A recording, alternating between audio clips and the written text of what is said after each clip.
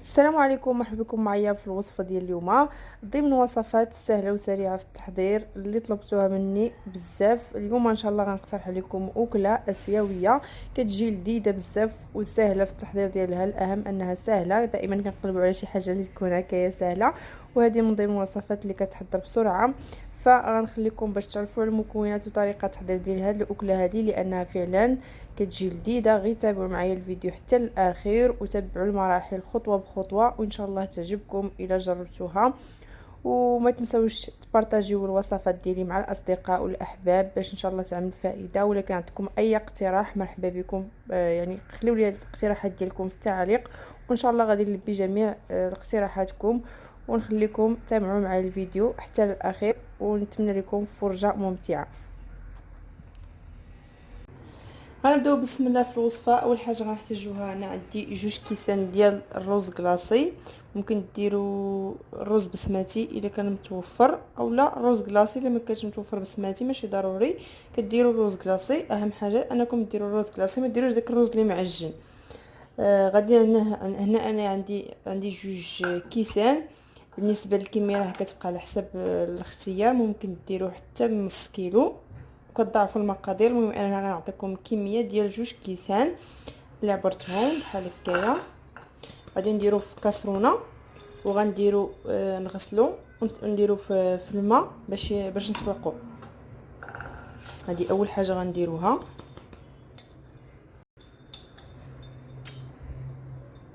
صافي غندوز نغسل الرز ديالي ونردو في الماء باش يتسلق. هانتوما هو الرز ديالي من بعد ما تسلق كما شفتوا معايا. صافي غادي نصفيه وغادي نخليه حتى كيبرد شويه، وغادي غندوز دابا نوجد المقادير الثانيين. المهم خليكم معايا، غادي نعطيكم المقادير دقه دقه وفي نفس الوقت كندير في الوصفه. هنا غادي ندوز كما شفتوا معايا، خليت بعدا هذا الرز كيتصفى وباش يبرد، حيت ضروري خصو يبرد. وغادي ندوز هنا نقطع واحد البصيله. ممكن ديروا البصله الخضاريه اللي كانت متوفره، ما كانتش كديروا غير البصله العاديه. المهم اي بصله متوفره عندكم، ولكن ديك الخضاريه من الاحسن اذا كانت كتجي زوينه. غنحاول نقطع البصله ديالي طريفات صغار. وعندي هنايا 2 قرعات اولا 2 حبات ديال الكورجيت. ممكن تستعملوا جزر ولا ما تستعملوا حتى واحد فيهم، المهم على حسب الاختيار لكم نتوما اولا اشنو كتبغيو. ممكن كما قلت لكم ديروا الجزر اولا الخيزو، اولا ديروا غير البصله بوحدها كتكتفيو بها فقط. انا بغيت ندير القرعه مع الوصفه هذه كاضافات فقط، ماشي زعما ضروريه، على حسب اختيار كل واحد. المهم غنحاول نقطع البصله، نقطعها طيفات صغار تكون مشلضه مزيان صغيره.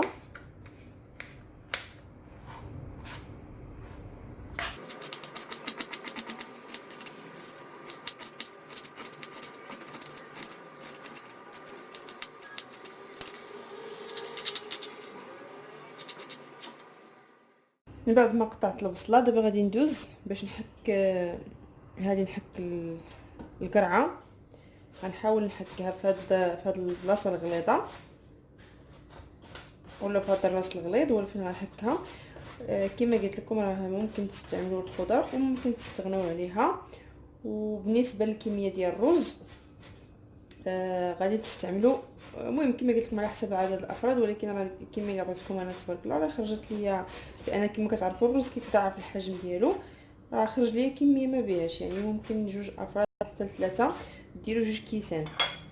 هانتوما كنحك القرعه، ما كنحاولش نحك لها داك القلب ديالها غير داك برا وصافي، ما كنوصلش للقلب الدخلاني. وكنحاول نحكها على شكل طوري باش تجينا رقيقه ما تجيناش غليظه.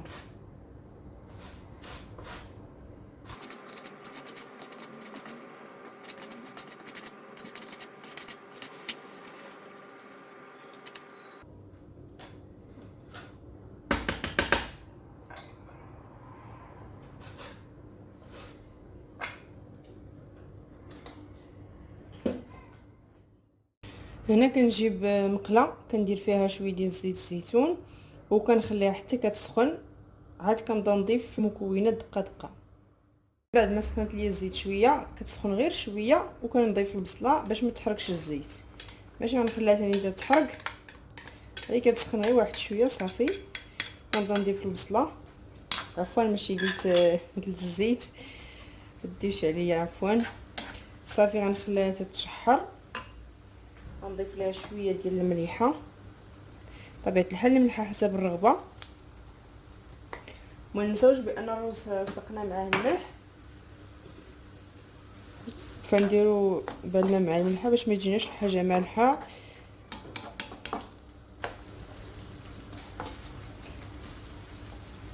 صافي غنبقى نحرك في البصله ديالي حتى كتشحر. صافي دابا بعد ما تشحرات ليا البصله كما كتشوفوا معايا، دابا غادي نضيف القرعه او الكورجيت، غادي نضيفها.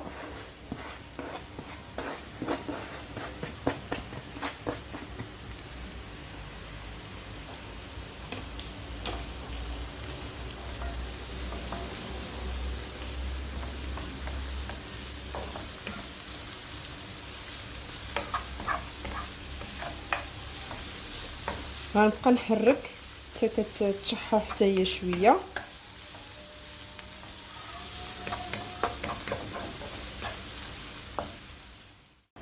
من بعد ما تشحرت ليا البصله مع القرعه كما شفتوا معايا، غادي نضيف واحد المعلقه ديال الزبده.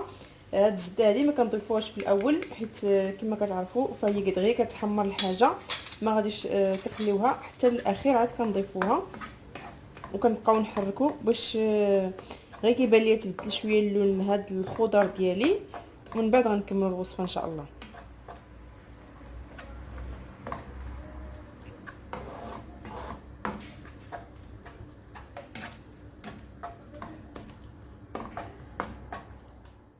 غادي ندوزو للرز ديالنا. من بعد ما برد ها هو، غادي ناخذ جوج بيضات. بالنسبه للكميه اللي عطيتكم جوج بيضات كديروهم، الا درتو كميه اكثر من ديك اللي عطيتكم كتضاعفوا، كتزيدوا البيض على حسب الكميه اللي درتو نتوما ديال الرز.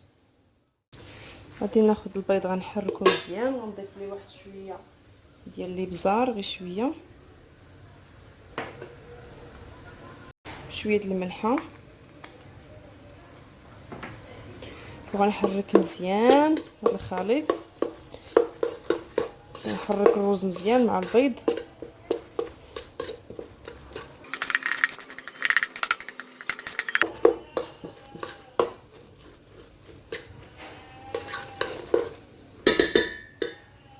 هنا من بعد ما حركته كما شفتوا معايا، حركته مزيان خلطته.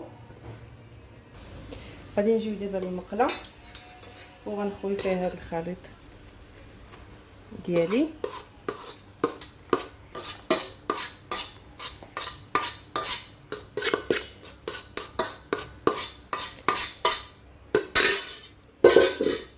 غنحاول نحرك باش كينسجموا لي العناصر كلهم مزيان مع بعضياتهم.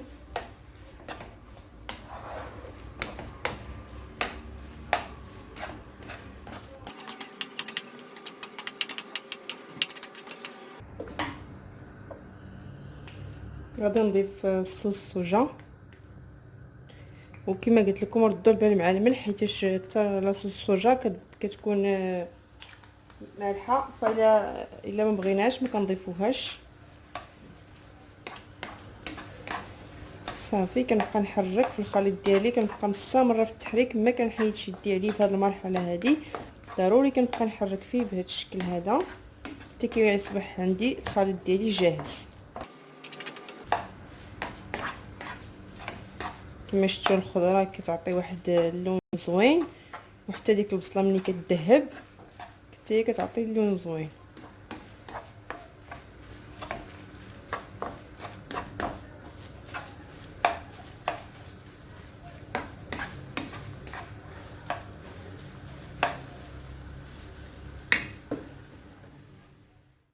ها هو الرز ديالي دابا ولا جاهز كما كتشوفوا. من بعد ما كيكون نشف مزيان كنتاكدوا ان داك البيض طاب، يعني ما بقاش كنبقاو نحركوا فيه بحال هكا حتى كيبان لينا انه ناشف، يعني هذاك البيض اللي كنكونوا خلطنا معاه كيكون طاب. صافي دابا غادي ندوزو نقدموه. ممكن بالنسبه باش ترافقوه ممكن ترافقوه بصدر ديال الدجاج هكا تشويوه، ولا ستيك، ولا المهم اي حاجه بغيتوها، ولا الفخاد ديال الدجاج تاخذوهم وتقليوهم، الخضار تصوطيوهم حتى هما ترافقوا معاهم. بصراحه انا غنقدمو غير بوحدو، كيجي خفيف وكيجي لذيذ. غنجي للطبسيل وغنخوي فيه، كيجي الصراحه بنين بنين الصراحه، ماشي كيجي فيه واحد المذاق لذيذ بزاف. واخا يبانوا لكم زعما المكونات اولا الوصفه تبان لكم شويه غريبه، هي بطبيعه الحال وصفه اسيويه، فحاولوا تجربوها لانها فعلا كتستحق التجربه، لان بالاخص كاين في العشاء فهي كتوجد دغيا وكتجي لذيذه صراحه، كتجي لذيذه بزاف والله. ماشي زعما حيت صايبتها، وانما فعلا دقتها دابا يعني قبل ما نطفي عليها دقتها، المذاق ديالها كيجي لذيذ. ممكن كما قلت لكم تزينوها على حسب نتوما اللي بغيتو، تاخذوا واحد الجبيبينيات ديروها تقدموها شكل يعني مع الخضار، وترفقوا بشويه ديال اللحم اولا شويه ديال الدجاج كما قلت لكم اللي بغيتو. كيبقى تزيين والتقديم على حسب الاختيار كل واحد. انا فقط غنكتفي بها بحال هكا. كنتمنى ان شاء الله انها تعجبكم وتجربوا هذه الوصفه هذه. ما تنساوش دائما تشتركوا في قناه هوات امل اللي مازال ما اشتركش، وكذلك تفعلوا زر الجرس باش توصلوا بكل جديد ديالي، وبصحه والراحه.